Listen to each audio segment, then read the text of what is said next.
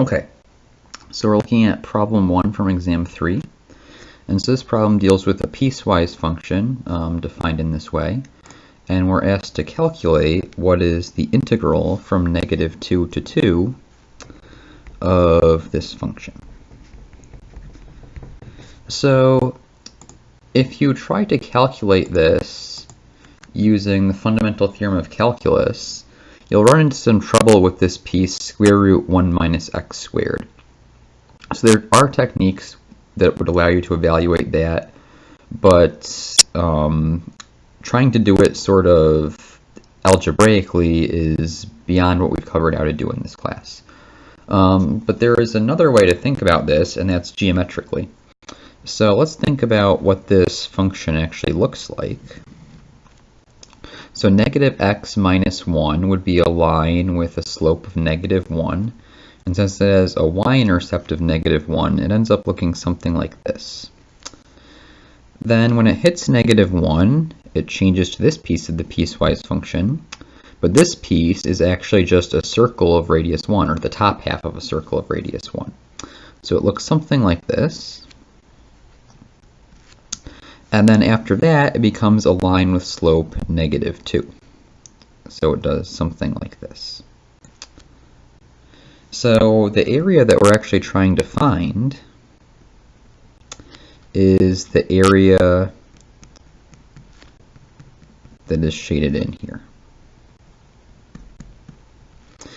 And so we can find this area just by calculating the area of a triangle on both sides, and then the area of this semicircle.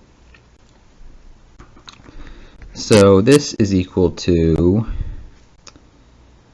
the integral from -2 to -1, negative x minus 1 dx, plus the integral -1 to 1, square root 1 minus x squared dx, plus the integral from 1 to 2, -2x plus 2 dx.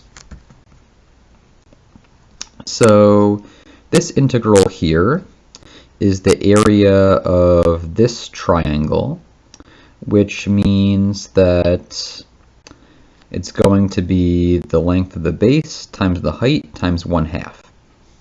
So let's see, when we plug -2 in here, we'll get the height is 1 for this triangle.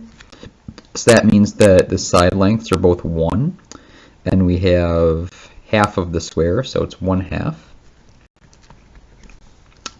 Then this piece here will be the semicircle of radius 1. So that means the area is pi times r squared, which is just pi. And then times 1/2, because it's only half the circle. Then we have the area of this triangle over here. So this triangle, if we plug in 2, it looks like we'll get -2. So that means that it's a 1/2 triangle, so its area is 1. And we subtract the area because it's below the x-axis. So then if we simplify this a little bit, we get -1/2 plus 1/2 pi, which is the same as 1/2 times pi minus 1. And that is our answer for part A. Now let's take a look at part B. So in this problem, we're given a function f of x equals the integral from 0 to x, f of t dt.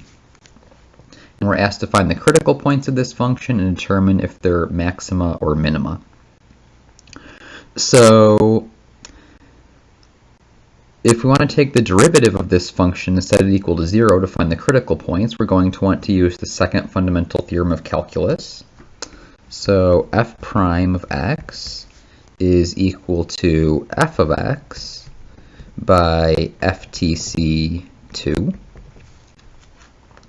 And so the critical points of this function are wherever our original function is equal to 0. So f of x equals 0 implies x equals -1 or x equals +1 over here. So then by the first derivative test,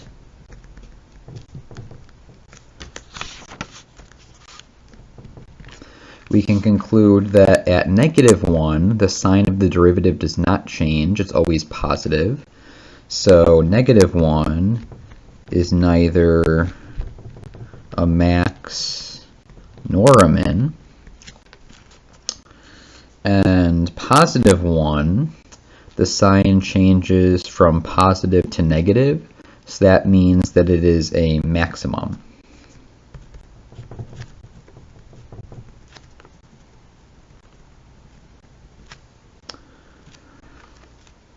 So that is one way to do this. I guess you could also try to think about what is the second derivative of this function, but then you'll run into trouble because the function has cusps at these points, and so therefore it's actually not twice differentiable.